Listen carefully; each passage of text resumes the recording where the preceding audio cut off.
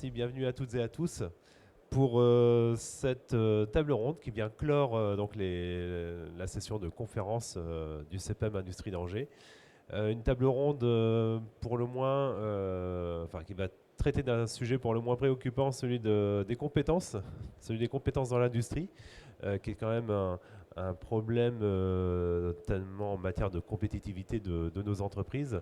Euh, L'idée ici, c'est d'aborder ce sujet à travers plusieurs spectres, hein, à travers des côtés formation, côté industriel également, côté également école. Et donc, pour cette table ronde, j'ai le plaisir. Alors, déjà, on va commencer par vous. Monsieur Philippe Picouette, donc directeur de la formation au sein de l'IMT Atlantique. Ensuite, alors je me souviens parce que comme voilà, Pierre Le Gallodec, donc président de l'UMM 49 et dirigeant de plusieurs sociétés. Vous allez présenter un peu tout ça, donc Coremat, SEIA, SA3 et SMP également. Donc ensuite, monsieur donc Fabrice Martineau. Oui, c'est ça. Directeur donc de la Fab Academy, pôle formation de l'UEMM. Et enfin Emmanuel Rouve, donc directeur de l'IFTO, qui est donc une école de production de Cholet. Vous allez aussi nous expliquer ce que sont ces écoles de production également, d'initiative générale d'entreprise. Tout d'abord, je vais vous demander voilà, de vous présenter brièvement et surtout voir un peu ce que vous faites dans vos entreprises. Et également, je vous demanderai, peut-être, ça c'est très journalistique, un chiffre pour illustrer l'urgence finalement de, de prendre des démarches, enfin d'adopter des démarches pour mieux recruter et favoriser les compétences dans l'industrie. Monsieur Rouve, peut-être, commencez. Oui, alors, pour me présenter, je suis donc le directeur de l'IFTO, l'école de production de Cholet. Alors, je ne vais pas parler que de mon école, même si ça va bien sûr permettre d'étayer mon propos par des exemples concrets. Je vais surtout présenter parler des écoles de production, qui sont en fait la troisième voie de la formation professionnelle et qui permettent à des jeunes qui auraient peut-être quelques difficultés avec le système classique de scolarité type lycée professionnel ou qui ne seraient pas encore assez matures pour rejoindre l'alternance, qui n'auraient pas l'autonomie nécessaire pour rejoindre l'alternance, en fait de rentrer en formation dès la troisième dans une école qui est en fait une entreprise, mais une entreprise qui fonctionne uniquement avec ses élèves. Donc c'est une organisation qu'on pourrait qualifier d'hybride. Ça permet aux jeunes de travailler de façon très concrète, puisqu'ils passent 60% du temps dans l'entreprise, sur une vraie production.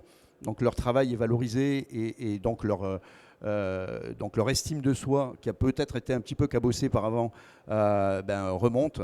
Et on redonne en fait comme ça le goût de l'effort et le goût de rentrer dans l'entreprise à des jeunes.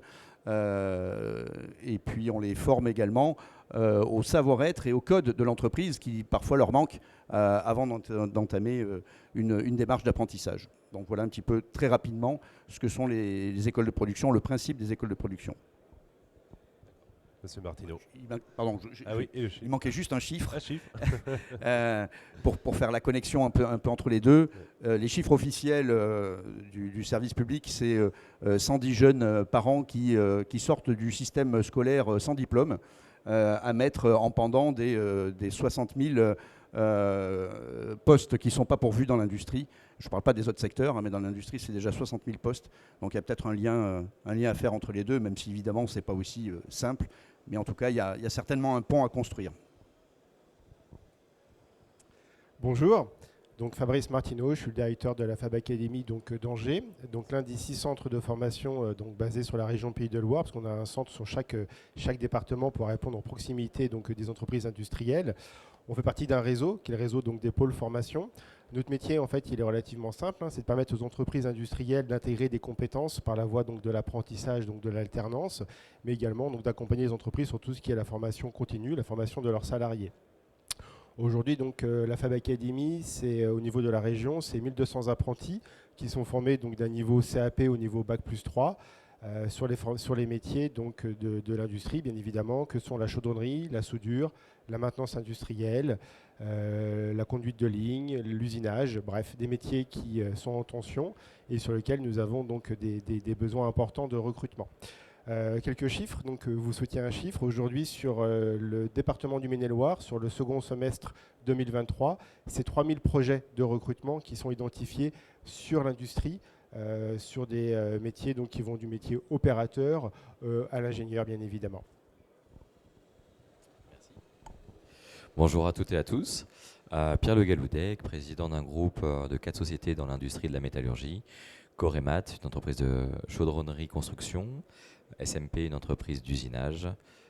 SEIA, une entreprise d'automatisme électronique. Et SA3, une entreprise de distribution de produits de décapage.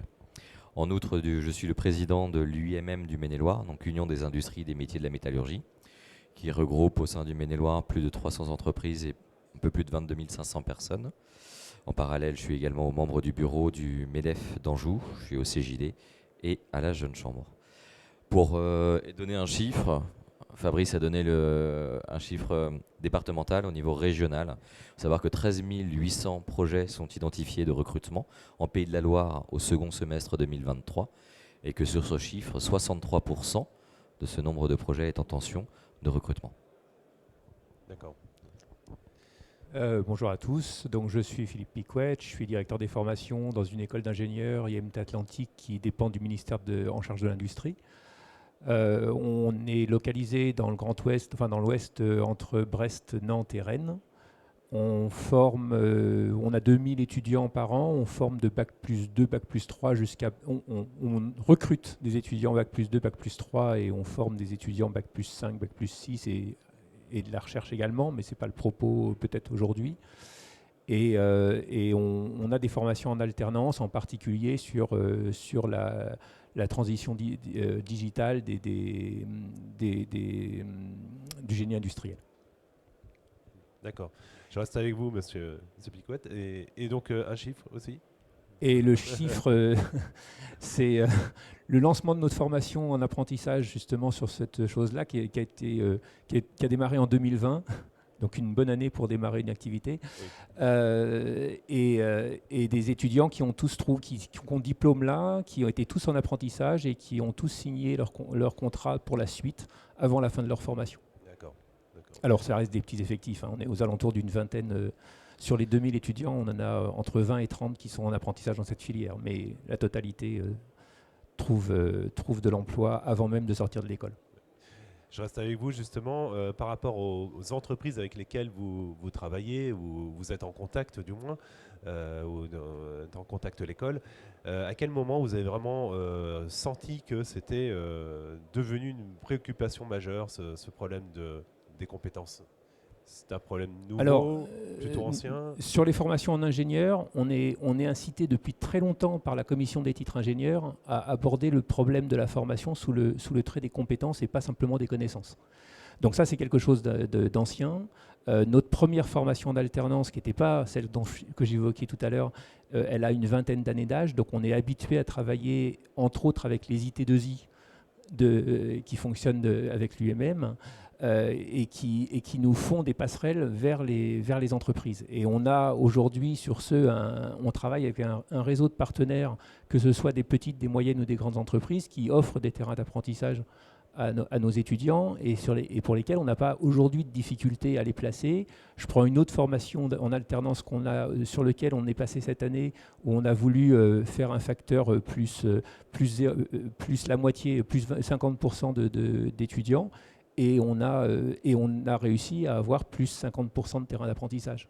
Donc on a en une année, au moment même où on fait la transition du temps but, qui n'était pas forcément l'année la plus simple, on a 50% de terrain d'apprentissage en plus sans difficulté majeure. D'accord. Monsieur le Galoudec, pardon, vous êtes à la fois représentant du UMM 49 et chef d'entreprise. Évidemment, vous avez une vision des compétences bien particulière, bien précise. Chez vous, au sein de vos entreprises déjà, à quel moment ça a commencé à être tendu, si ça l'est, évidemment. Et ensuite, est-ce que vous avez pu nous donner également une vision vis-à-vis des adhérents de l'UEMM ? Le besoin en recrutement a toujours existé, ne serait-ce que pour la première raison, remplacer ceux qui partent en retraite. Il y a toujours eu un besoin de recrutement qui, selon la temporalité, va être plus ou moins tendu, comme vous avez pu l'exprimer. Il y a eu des tensions au niveau des écoles lors du Covid. Pendant la période du Covid, les entreprises de la métallurgie ont plutôt vécu des très belles années. On s'est très bien passé aussi bien en chaudronnerie, tôlerie, usinage, traitement de surface, électronique ou construction. Et d'ailleurs, pendant cette période-là, avec toutes les aides de l'État, peu d'entreprises ont fermé leurs portes. Malheureusement, c'est la vie de certaines boîtes. Il y a des boîtes qui naissent, il y a des boîtes qui meurent. On l'a vu au tribunal de commerce. Là, ça commence à revenir au niveau d'avant 2019, sauf que pendant 3 ans, peu de boîtes ont fermé. Du coup, le marché du travail, c'est pas non plus renouvelé. Les personnes ne sont pas revenues sur le marché. Et ce qui a mis des tensions. Aujourd'hui, il y a des tensions.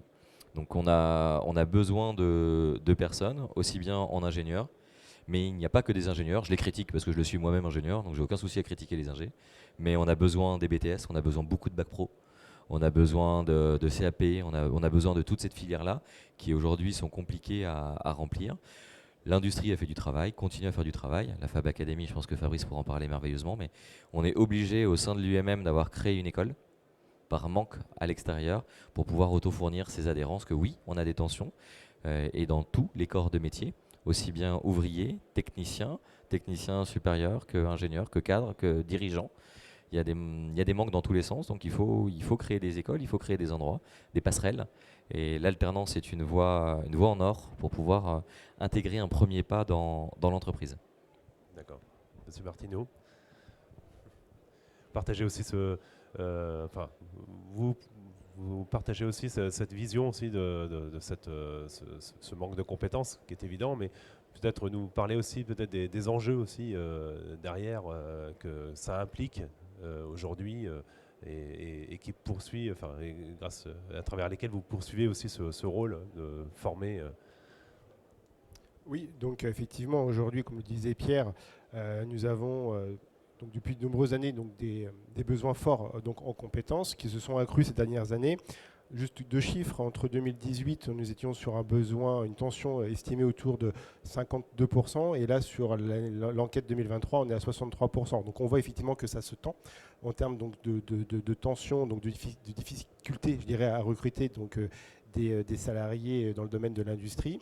Côté apprentissage aujourd'hui, clairement, nous avons donc fait une belle rentrée, je dirais, sur la rentrée qui est celle de septembre 2023. Néanmoins, aujourd'hui, nous avons énormément d'entreprises, je dirais une centaine, ne serait-ce que pour le département du Maine-et-Loire, qui n'ont pas trouvé, je dirais, d'apprentis pour leurs besoins sur des niveaux, comme on le disait à l'instant, du niveau CAP au niveau Bac+2, Bac+3. Donc il y a des vraies opportunités sur ces métiers et des besoins de compétences qui sont très forts. Aujourd'hui, l'enjeu des compétences des hommes et des femmes, c'est bien sûr de répondre aux besoins donc, de production, de productivité des entreprises. Et au bout du bout, c'est l'économie du pays qui se retrouve en difficulté si on n'a pas les hommes et les femmes pour fournir en entreprise, quoi. D'accord. Monsieur Rouve, même question peut-être sur ces enjeux, justement, les enjeux de ce manque de compétences. Plus précisément voilà, pour les entreprises lorsqu'elles doivent répondre notamment à des marchés. Alors je vais l'illustrer par sur 2 aspects. Un aspect un peu national.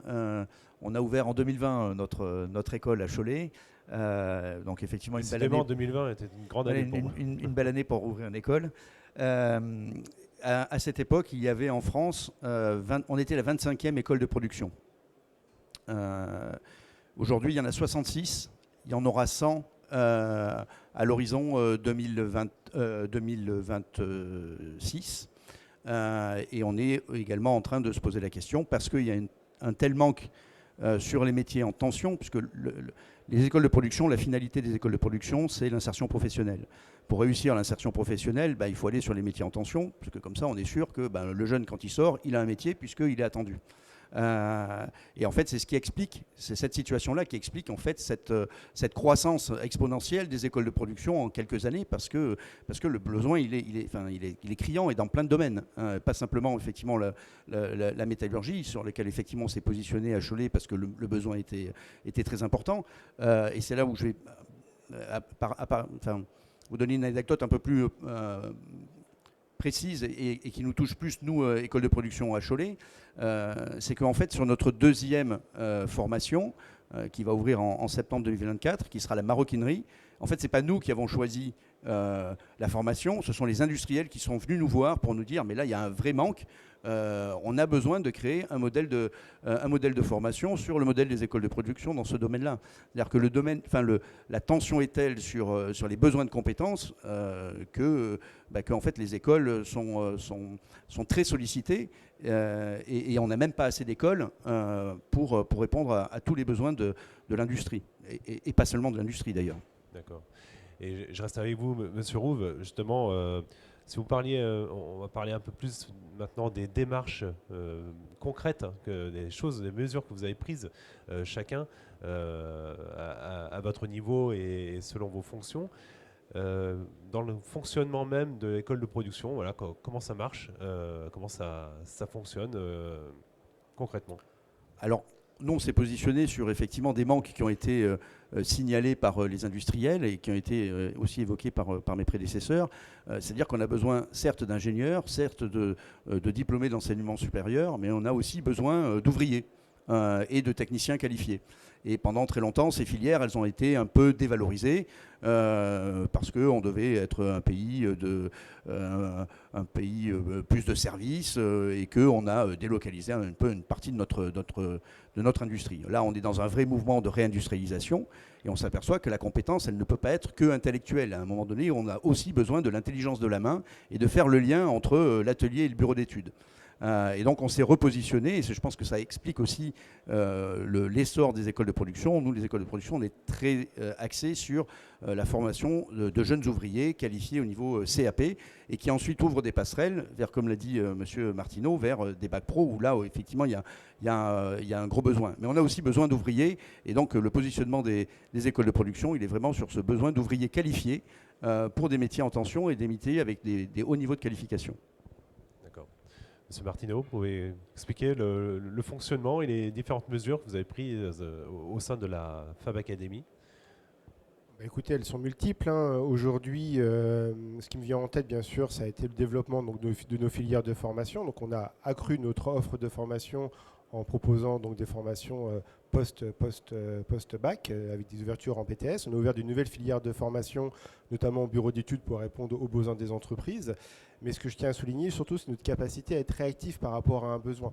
Je prends un exemple très précis. Les entreprises donc, du département du Maine-et-Loire ont remonté donc, au travers l'UMM un besoin criant donc, de monteurs câbleurs. On a réuni donc, ces entreprises en groupe de travail. En 3 mois, on s'est mis d'accord sur le programme, le contenu et le parcours de formation. 2 mois après, nous ouvrions le parcours qui était éligible à la fois en apprentissage comme aux salariés. Et actuellement, on a un groupe qui est parti avec une dizaine donc, de personnes qui sont en formation, qui ont leur entreprise et qui, c'est certain, auront donc un emploi à la clé. Donc on est en capacité d'être très réactif pour répondre aux entreprises et surtout de permettre à des personnes donc, d'intégrer, je dirais, le monde industriel. D'accord. Monsieur Le Galoudec, au sein de l'IAMM, tout d'abord, quelques actions concrètes que vous avez mises en œuvre et ensuite peut-être une démarche, pourquoi pas originale, enfin voilà, que vous avez peut-être mise en œuvre également au sein de vos sociétés. L'élément majeur, c'est déjà de mettre face à face les besoins de l'entreprise et la demande de compétences, ce qui a été exprimé au préalable. C'est que les entreprises et les organismes de formation puissent échanger, se mettre d'accord. Ouvrir des classes, c'est très très bien. La plus grosse complexité derrière, ça va être de les remplir. Ça va être de mettre les élèves dans ces classes-là.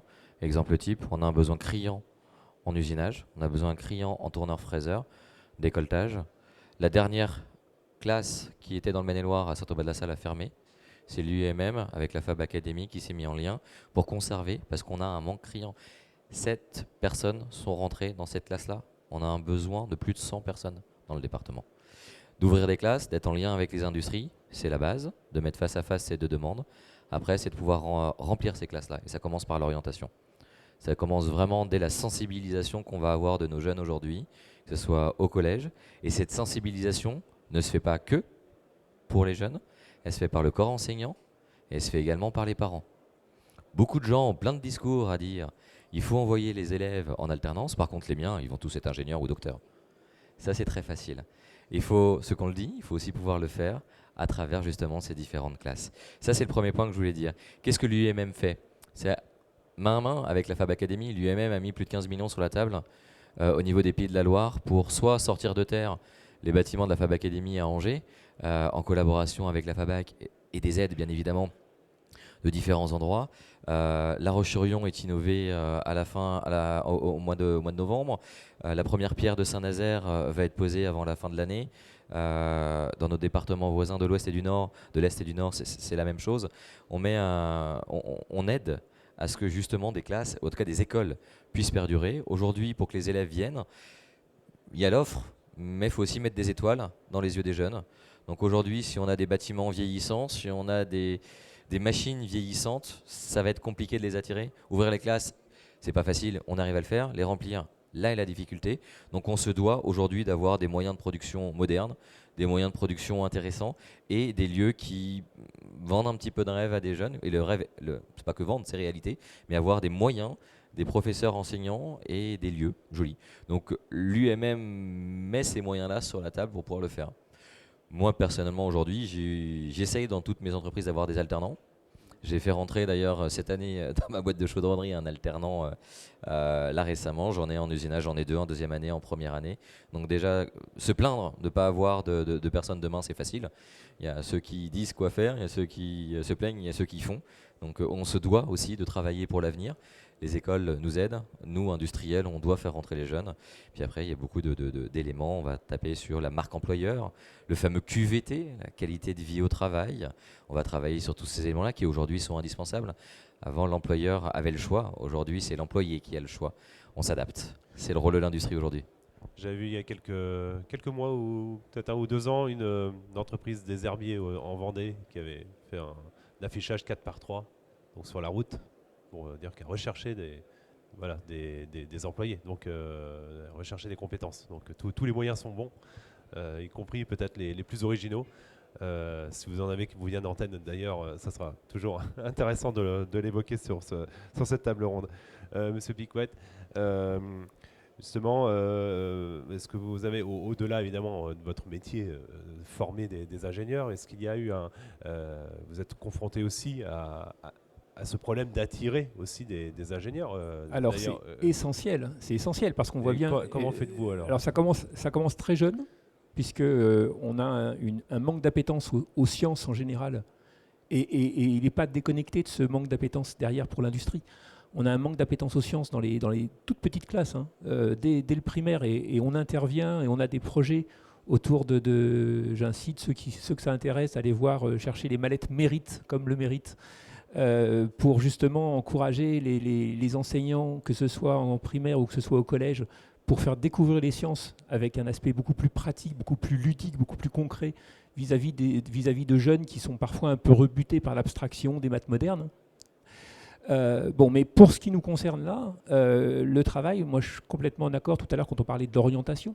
On a un vrai problème d'orientation en France, on a un vrai problème de visibilité des métiers de l'ingénierie, alors de l'ingénierie et des autres, et de l'industrie au niveau du lycée.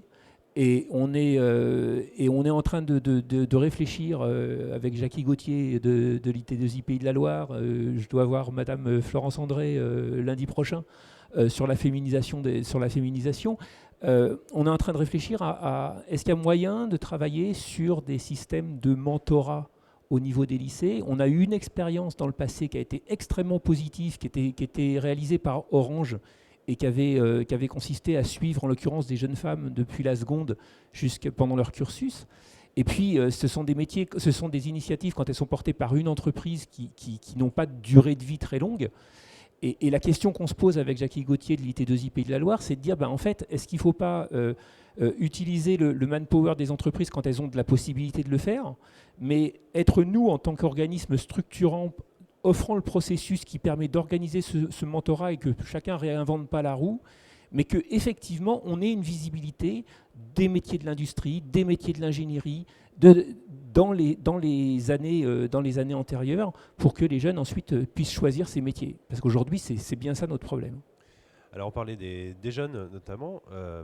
Il y a Il y a effectivement, on l'a dit, on ne va pas revenir là-dessus, sur l'image aussi de la littérature, enfin de l'industrie par exemple dans la littérature. Une nouvelle fois cité Zola, mais voilà, et c'est vrai que ça marque finalement des générations entières avec cette image vieillissante de l'industrie. Bon.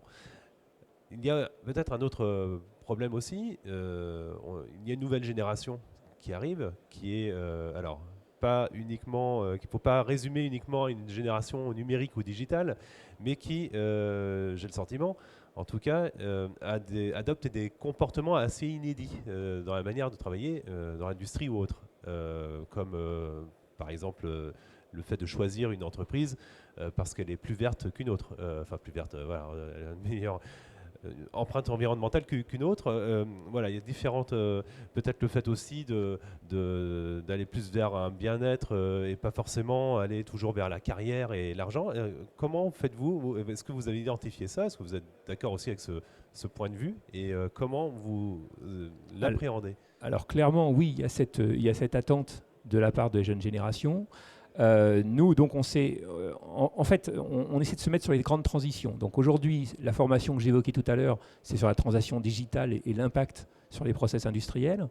On va monter une formation sur la décarbonation de l'industrie. On est en train de réfléchir à monter cette formation-là. Et clairement, ça répond à des attentes des jeunes. Et pour nous, c'est important d'être sur ces grandes transitions numériques, environnementales, énergétiques. Donc oui, on oriente ça. Et la question, c'est effectivement comment ces grandes transitions qui traversent les entreprises sont accompagnées en termes de gestion du changement, parce que que ce soit les employés de l'entreprise, que ce soit les clients de l'entreprise, il faut accompagner au changement ces grandes transitions. Donc on est on laisse dans nos formations une grande place aux sciences humaines, à tout ce qui est accompagnement du changement, parce que c'est indispensable pour mettre ça en œuvre de façon un peu harmonieuse dans l'entreprise. Au sein de l'UAMM et de vos sociétés Alors, je me permets de reprendre l'industrie traîne une mauvaise image. Faux, et je m'inscris complètement dans ce faux. Aujourd'hui, l'image de l'industrie a déjà changé, et l'industrie elle-même a changé. Il n'y a qu'à le voir sur le salon. Tous les industriels qui sont en train d'exploser. Mais l'image aussi, sur les 4 dernières années, on n'a jamais eu autant d'apprentis en France dans l'industrie. En 2023, 900 000 apprentis, record historique. S'il n'y avait pas autant d'apprentis, les gens ne seraient pas venus au sein de l'entreprise. L'entreprise aujourd'hui est automatisée, est innovante, s'adapte, change, évolue de façon très rapide comme elle n'a jamais pu le faire au préalable. Mais ça, c'est pas que depuis 12 mois, ni 24, ça se fait sur les dernières années. Après, c'est aussi à nous, à dirigeants, de pouvoir répondre aux attentes des différentes personnes sur les valeurs partagées, sur des nouvelles organisations, des sociétés de services, j'entendais tout à l'heure, qui, c'était normal avant le Covid, des fois faisaient une journée de télétravail. L'industrie, c'est très compliqué. Aujourd'hui, pratiquement 30% des industriels font du télétravail pour les personnes de bureau. Alors, c'est des soucis d'organisation, d'adaptation, mais l'industrie s'y met également. On a des démarches RSE, il y a les responsabilités de chacun, et c'est aussi aux personnes qui veulent nous rejoindre et aux industriels de pouvoir répondre. Mais l'image de l'industrie aujourd'hui change énormément. Il y a 2 ans, ce salon-là était très orienté sur l'imprimante 3D. Aujourd'hui, on voit qu'il est très cobot, très robot. Le robot ne remplacera pas l'homme. Le robot a besoin de l'homme, c'est l'homme qui le programme. C'est juste les métiers qui vont changer. Un maintenancier, avant, était très mécanicien. Aujourd'hui, un maintenancier va devenir électricien, électronicien, automaticien. Mais on aura toujours besoin d'un maintenancier. Et c'est juste l'évolution des métiers qui vont se faire, comme sur la programmation, comme sur au niveau. Mais c'est toujours l'homme qui créera le robot de toutes les façons. Donc c'est une évolution à avancer. Et l'industrie aujourd'hui est belle. Et l'amélioration est infinie. Je ne dis pas qu'on se repose sur ce qu'on a fait. On doit toujours s'améliorer et on continuera de le faire. D'accord. C'est Martino, un petit mot aussi sur cette question. Oui, effectivement, aujourd'hui, donc l'industrie devient de plus en plus numérisée avec des robots, avec donc des machines à commande numérique. Nos équipements, dont les centres de formation, sont également donc dans cette même mouvance, bien évidemment. Aujourd'hui, je constate quand même depuis plusieurs années avoir des personnes qui se présentent dans nos journées portes ouvertes avec une volonté de rentrer donc par la voie de l'apprentissage et dans les métiers industriels parce qu'il y a de l'emploi, parce que ça peut être intéressant pour eux en termes d'opportunités, donc de carrière, et non pas par défaut en me disant je vais venir dans cette voie-là parce que je ne suis pas pris sur d'autres métiers qui me semblaient plus intéressants. Donc il y a un vrai intérêt de nos jeunes pour ces métiers. L'angle mort, malgré tout, et je rejoins ce qui a été dit précédemment, ça reste l'orientation professionnelle, puisqu'aujourd'hui, lorsqu'on prend un élève de collège ou de lycée, il connaît 20 métiers en moyenne, donc autour, qui sont des métiers qui sont essentiellement autour de lui. Donc il est important donc, d'ouvrir nos portes, de nos centres de formation. Effectivement, aujourd'hui, la Fab Academy a lancé un grand plan de rénovation donc, de ces bâtiments. Le dernier, effectivement, est La Roche-sur-Yon. Angers, c'était l'année dernière, donc avec un bâtiment donc, tout neuf. Et ces bâtiments font briller donc, les yeux de nos jeunes. Et c'est l'objectif, pour leur montrer la réalité qui est celle des industries. Et pour autant, c'est important aussi que des entreprises montrent et ouvrent leurs portes pour montrer effectivement que, je reprends l'expression qui m'agace un petit peu, ces puzzles-là. On va parler Peaky Blinders, c'est peut-être plus moderne maintenant pour les jeunes. Mais effectivement, aujourd'hui, l'industrie, donc il y a des belles choses, c'est propre. Donc il faut casser cette image donc dès le plus jeune âge, au collège, au lycée, montrer les vrais débouchés qu'on peut avoir et puis valoriser la filière professionnelle. Là où on se parle aujourd'hui, il y a 13% de nos jeunes au niveau national qui n'ont qui sont pas à l'étude, qui ne sont pas à l'emploi. Et ces jeunes-là, c'est juste du gâchis. Donc il faut travailler sur ces jeunes-là pour les orienter effectivement vers les métiers en tension, que ce soit l'industrie ou d'autres métiers aussi qui recrutent. Je reste avec vous, ça enchaîne un peu sur l'autre question qui est qu'est-ce qui manque finalement au niveau académique dans ce problème pour redorer finalement l'image de l'industrie auprès des jeunes et des plus jeunes notamment, pour parler des métiers de l'industrie aussi, dire ce qu'on y fait. Qu'est-ce qui manque aujourd'hui dans la formation de l'école à l'école d'ingénieurs Aujourd'hui, l'offre de formation, elle existe, que ce soit sur une offre de formation initiale ou en apprentissage. Il y a des réponses adaptées en fonction des jeunes. Ce n'est pas un problème d'offre, c'est bien un problème d'orientation. Donc, écoutez, l'une des réponses, effectivement, c'est dès le plus jeune de leur faire découvrir donc, ces métiers industriels, de les faire toucher, de les sensibiliser. C'est pour moi l'une des réponses essentielles pour leur permettre de s'orienter vers ces métiers.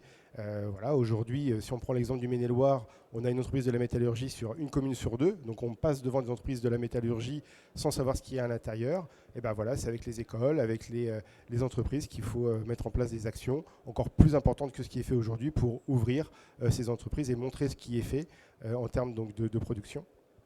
Monsieur Rouve, de même, vous êtes partager cet avis sur l'orientation dès le départ finalement. Oui, il est unanime. Moi, je recrute des jeunes de 15 à 17 ans, donc pas forcément beaucoup. On a des classes de 8 à 12 élèves.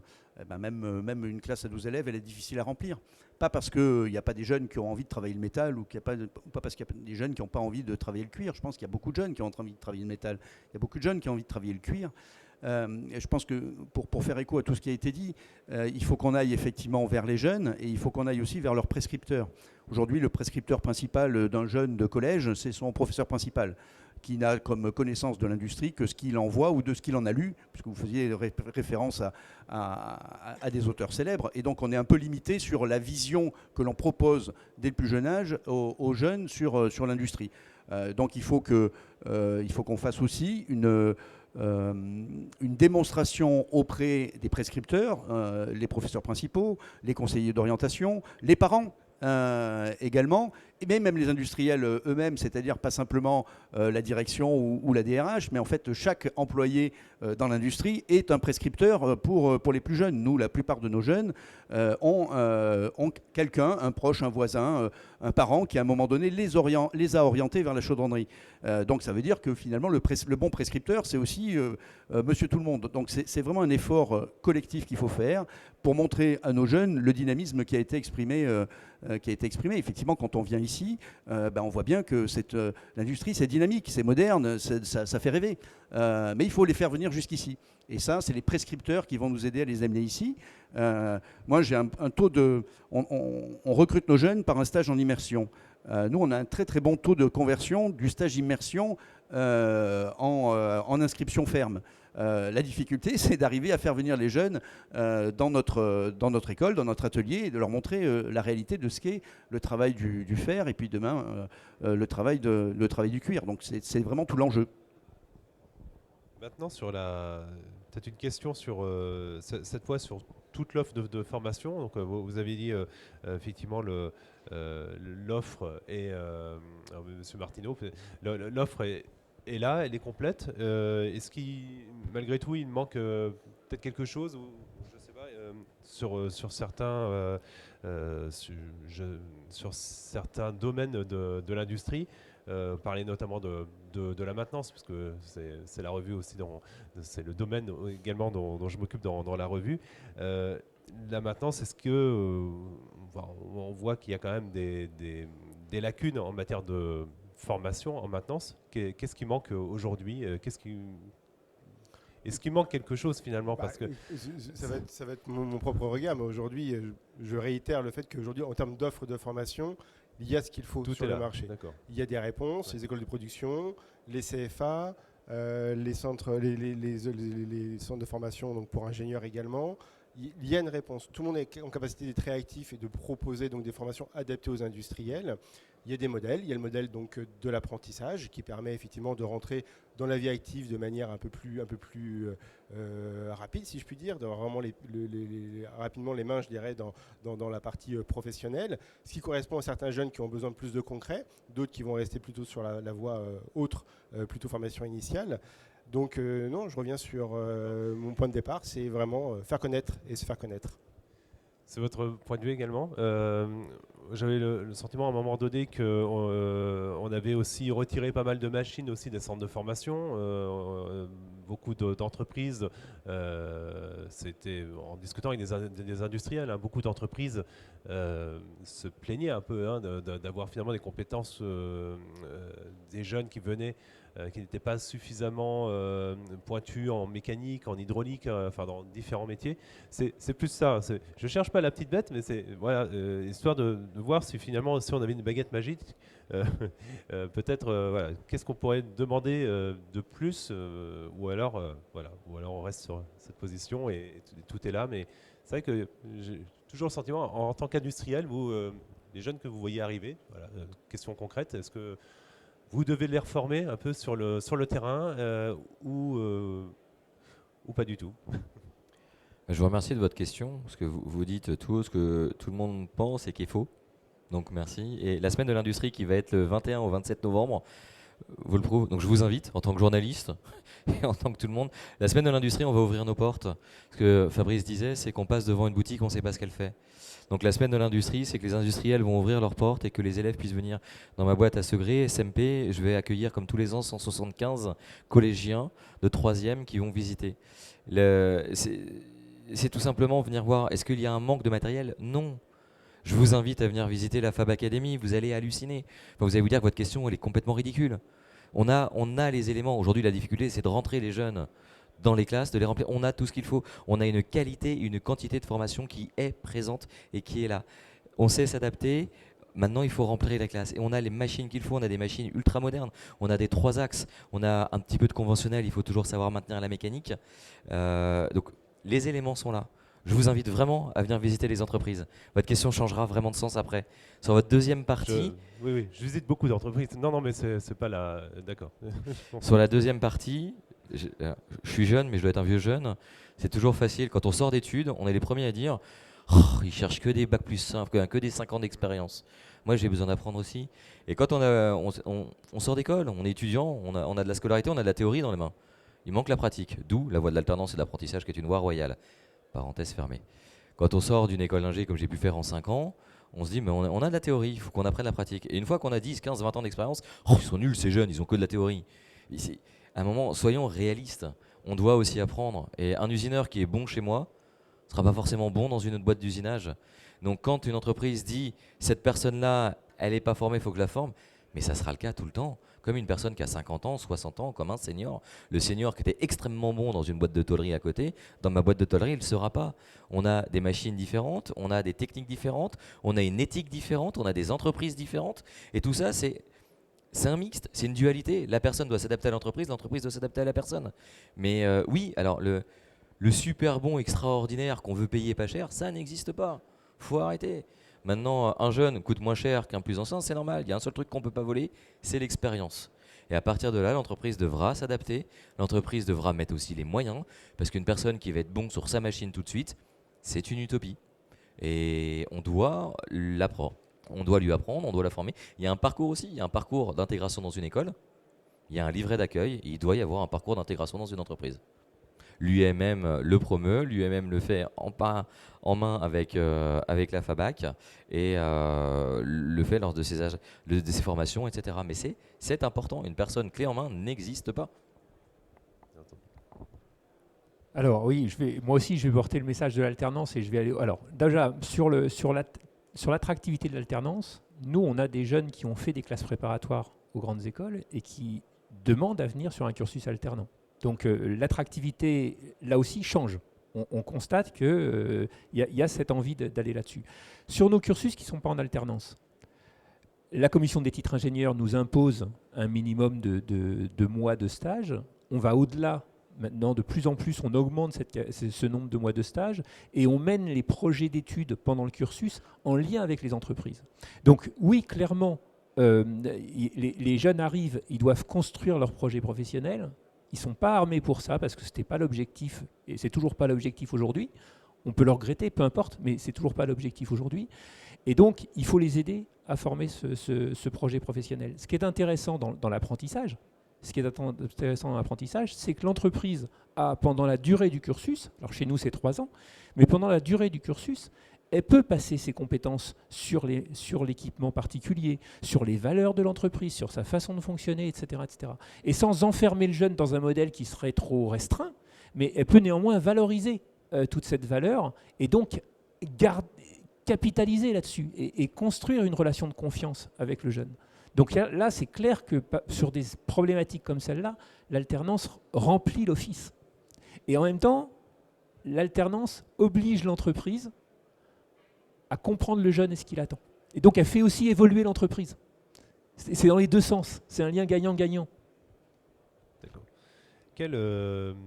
Existe-t-il quel dispositif existe aujourd'hui provenant de l'État? Est-ce qu'on peut avoir quel type de subventions peut s'offrir à l'entreprise pour justement aider à embaucher des jeunes ou des alternants? Là, je crois que je suis pas le mieux placé pour... Il y a des aides, après ça va être les écoles et la FABAC qui va pas mal répondre, il y a des aides. Et un impôt qui est connu et reconnu, ça s'appelle la taxe d'apprentissage. Et d'ailleurs, je vous invite, s'il y a des industriels et des chefs d'entreprise ici, à aller sur la plateforme Soltea. Parce que pour information, la taxe d'apprentissage est prélevée obligatoirement à un pourcentage fixe pour chaque entreprise. Et si vous ne fléchez pas votre taxe d'apprentissage, elle sera fléchée automatiquement par un algorithme au pif. Généralement, on essaye de prendre dans notre secteur, dans notre localité, dans notre département, des personnes là où nous, on va chercher des jeunes. La Fab Academy, Agir, les écoles. Je donne toujours à mon école d'ingénieur une partie, mais fléchons aussi ces éléments-là. Outre cette taxe d'apprentissage, lors de la scolarité, il y a aussi on va former avec un moyen, avec des machines, un CAP tourneur, peut-être différemment qu'une personne qui va faire un métier de service. Et quand on voit les aides de l'État sur les cotes-parts de l'apprentissage et les différentes parts qui changent d'ailleurs à peu près tous les ans, là il y a une règle, ou en tout cas il y a une logique qu'il faudrait peut-être remettre aussi en place. Industriel, on va dire qu'il nous manque des gens, on va dire on va promouvoir, l'État promeut l'alternance, mais quand on voit les aides qu'il y a de différentes, il faut aussi remettre une règle basique, simple, logique, qui ne change pas tout le temps et qui soit en cohérence avec les moyens que les écoles d'apprentissage, quelles qu'elles soient, mettent aussi sur la table pour pouvoir former ces jeunes. Donc une homogénéisation de ces règles, France Compétences travaille dessus. Il y a encore beaucoup de boulot à faire pour France Compétences sur le sujet, mais l'amélioration est infinie. C'est Martino.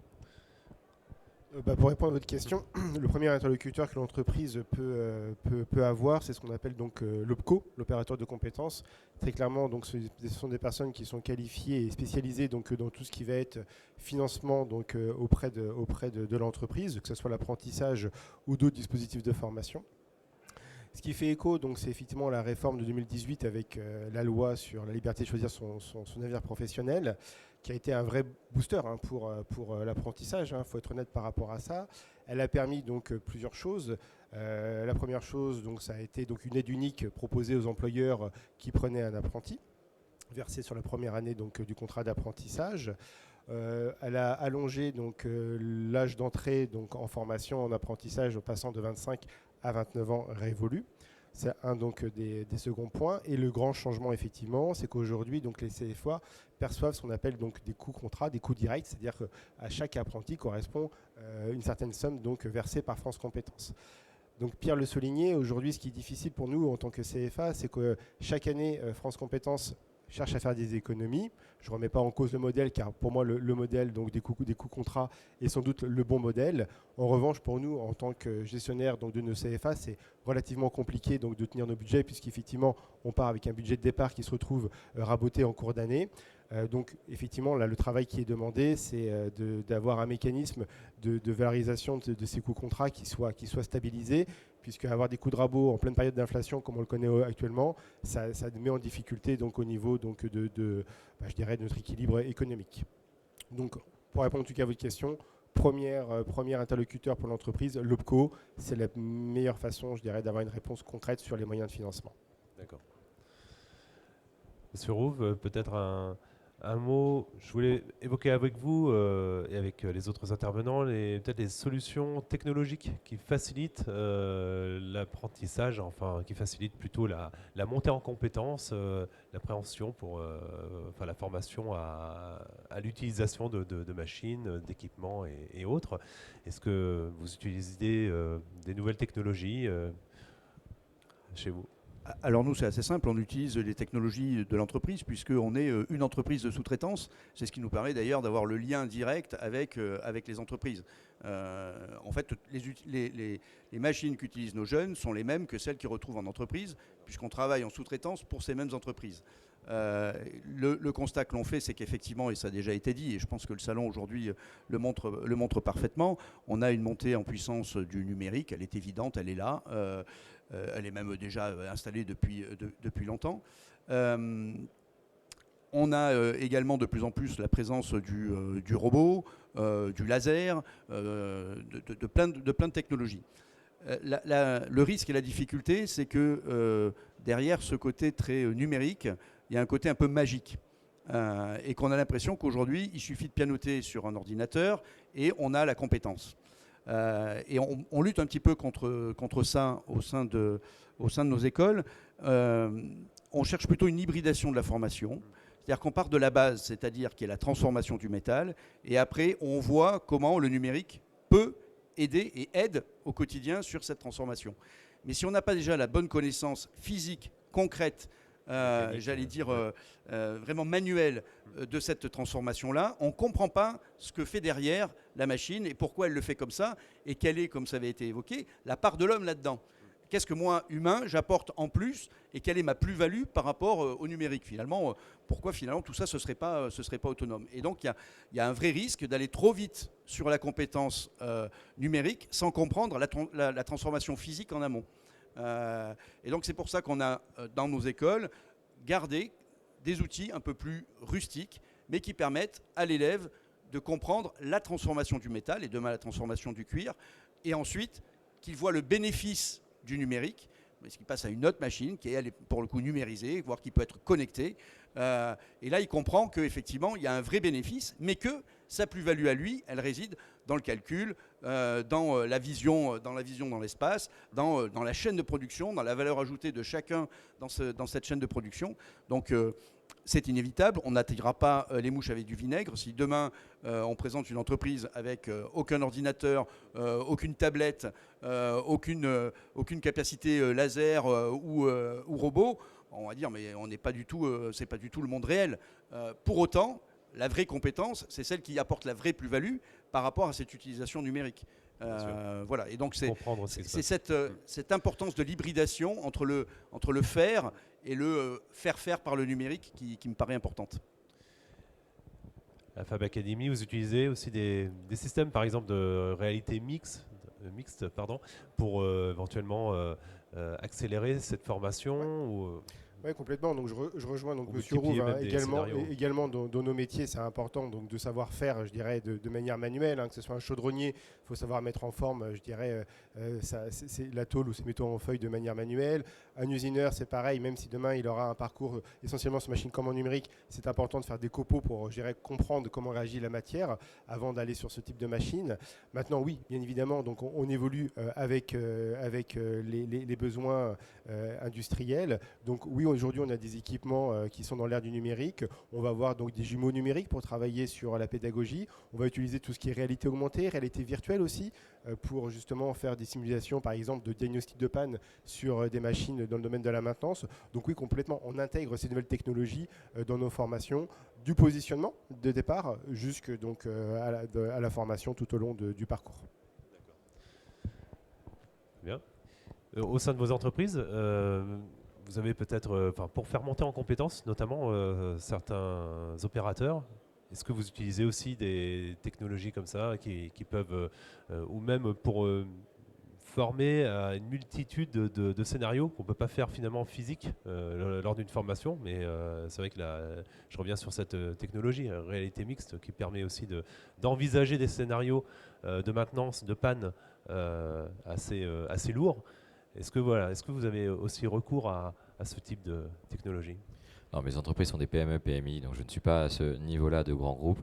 J'ai fait beaucoup de scolarité dans des grands groupes équipementiers automobiles qui ont souvent plus de possibilités d'investir sur ces éléments-là. Après, en tant que PME, PMI, on est obligé quand même d'y aller. Ma boîte d'usinage, j'ai 2-5 axes alimentés par un robot en automatique qui peut tourner pendant plus de 48 heures. C'est aussi du coup une progression de formation de la personne. Ce que je disais tout à l'heure, l'industrie 4.0, c'est pas remplacer l'homme par la machine, c'est aider la machine par l'homme. Et c'est l'homme qui va pouvoir aussi s'auto-former sur la machine en amenant de nouvelles technologies dans l'entreprise. À la question des technologies, si je prends au niveau national, l'UMM, ce qui est aussi une force, c'est on s'autofinance, on ne dépend de personne, on n'est pas perfusé et personne ne nous donne d'aide ou de subvention. On a mis sur la table l'année dernière plus de 120 millions d'euros au niveau national pour pouvoir améliorer nos plateaux techniques et moderniser nos centres. Ce qui permet également aux jeunes de pouvoir acquérir ces compétences qu'on va avoir besoin demain. Les entreprises qui après PME, PMI, ETI ou grands groupes vont avoir aussi un panel de choix au niveau de la technologie utilisée. Il y a des aides qui vont exister au niveau de l'État, au niveau de France Compétences, France Industrie ou l'UMM pour pouvoir moderniser son parc. Mais oui, on va être obligé d'aller. Les rustiques, que nous on va appeler conventionnels, les machines conventionnelles, on va tous en garder. J'ai encore un tour conventionnel dans mon usine. Il est utilisé pour montrer limite à l'apprenti 2-3 éléments qu'il ne verra pas à l'école. Aujourd'hui d'ailleurs, un tour conventionnel n'a pas le droit d'être dans une école. C'est seulement les industries PME, PMI qui vont encore en garder. Mais il faut savoir comment on faisait avant pour pouvoir bien travailler aujourd'hui, comme il faut travailler aujourd'hui comme si on revenait de demain. Un petit peu. Alors évidemment, les ingénieurs, eux, ils sont vraiment orientés sur demain. Oui. C'est-à-dire qu'au sein d'une école comme la mienne, et il y en a plusieurs, on est aussi au contact de chercheurs qui travaillent sur ces problématiques de jumeaux numériques, qui travaillent sur ces problématiques de cobotique et autres. Donc c'est important que les ingénieurs qu'on forme soient dans cette logique-là, et non pas qu'ils soient forcément loin de la chaîne de production, mais qu'ils intègrent quand même que l'industrie et les services sont de plus en plus connectés, et qu'aujourd'hui, on achète moins une voiture, elle est toujours produite, mais on loue une voiture à un constructeur. Donc voilà, il y a le lien entre le service et l'industrie et la production est très fort. Et il faut des profils qui sont capables de réfléchir sur des systèmes qui sont quand même d'une complexité très très forte et qui savent accompagner ces transitions dans les entreprises. Donc nous, c'est vrai que sur le volet ingénieur formé comme ça pour l'industrie, il y a effectivement la capacité à voir le terrain de l'entreprise. Et dans l'apprentissage, c'est essentiel. Quand on recrute des étudiants Bac+2, Bac+3, ils sont techniciens et on les emmène sur un niveau ingénieur. Mais véritablement, effectivement, l'objectif, c'est de les projeter sur demain. C'est ces transitions digitales qui sont déjà bien entamées, mais qui ne sont pas toujours bien intégrés dans les entreprises. Et puis, c'est dès maintenant les transitions environnementales qui pointent leur nez. Très bien. Et plus que ça. On arrive au terme. Vous allez garder le micro. Peut-être un mot de la fin, un message à faire passer à l'occasion de cette table ronde pour attirer un maximum de jeunes qui seraient encore réticents? Alors, on fait face à une vraie difficulté, c'est-à-dire que le métier que moi ici je représente, le métier d'ingénieur, il est tellement varié qu'en fait on n'arrive pas à le décrire aux jeunes. Donc ils n'appréhendent le métier d'ingénieur qu'en voyant sa diversité. Un médecin, quelque part, même si c'est tout aussi diversifié, ils ont une image du médecin. L'ingénieur, ils savent pas trop ce que c'est. C'est un chef de projet, c'est un expert technique, c'est quelqu'un qui gère des équipes.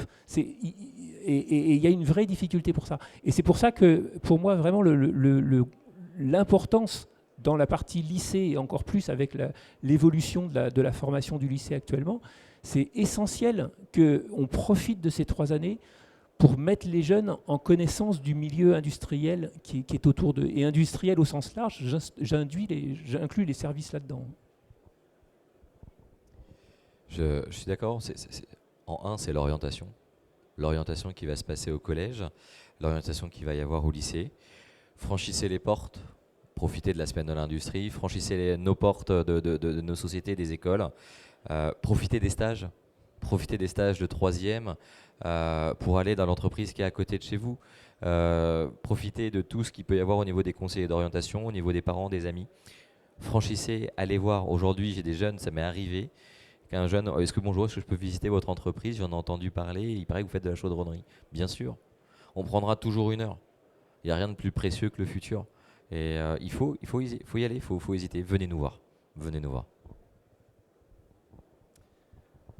Écoutez, je ne vais pas reprendre effectivement le sujet de l'orientation, mais le mot, je dirais, de fin, ça serait donc soyez curieux, intéressez-vous, venez voir donc les métiers industriels au travers donc bien sûr les entreprises, au travers les centres de formation qui mettent en place des journées portes ouvertes régulièrement pour faire découvrir donc ces métiers. Il y a de belles opportunités donc à avoir dans cette industrie. Pour les jeunes, mais également pour les moins jeunes. On a des très belles réussites en reconversion professionnelle, que ce soit pour les hommes et les femmes. Voilà, il y a quelques femmes ici qui nous regardent. Il y a des places pour vous et malheureusement, on a très peu de femmes dans nos sections et c'est, je dirais, un dommage. Voilà. Le mot de la fin, il est pour vous. Merci.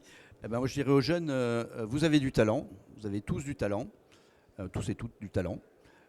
Et ce talent, vous pouvez le découvrir, vous pouvez le développer dans l'industrie. L'industrie a besoin de vous, elle a besoin de vos talents. Poussez les portes, venez nous voir, vous avez un avenir dans l'industrie. Très bien. Eh bien, écoutez, merci infiniment, messieurs, pour toutes vos réponses très claires. Et puis, je vous dis surtout à la semaine de l'industrie, donc la semaine prochaine. Et donc, voilà.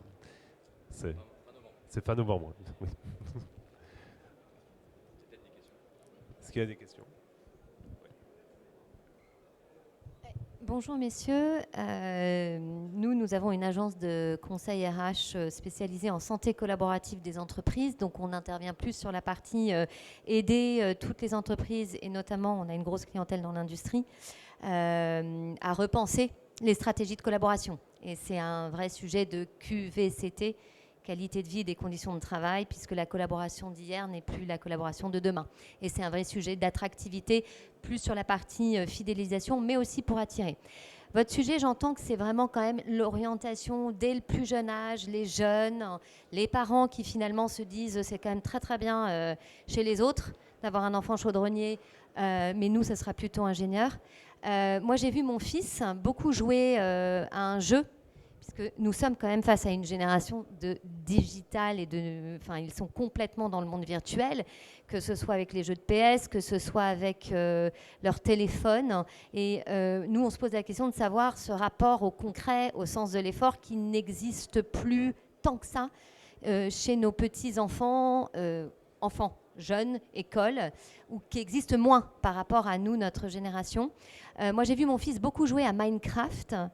Ce Minecraft, du coup, lui a quand même donné envie de faire son stage de 3e dans une entreprise de bâtiment, à aller dans un bureau d'études, regarder les 3D. Moi, la question que je me pose, c'est comment est-ce que vous avez pensé, comment mettre le virtuel au service, finalement, du goût du manuel, c'est-à-dire dès le plus jeune âge, est-ce qu'il y a des réseaux sociaux, des youtubeurs qui finalement attireraient, valoriseraient, même des jeux.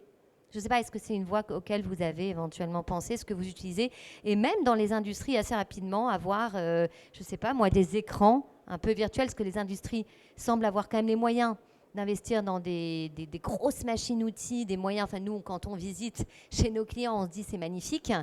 Où sont les écrans quoi, de jeux, de digital, lorsqu'un enfant, même de CM1, visiterait?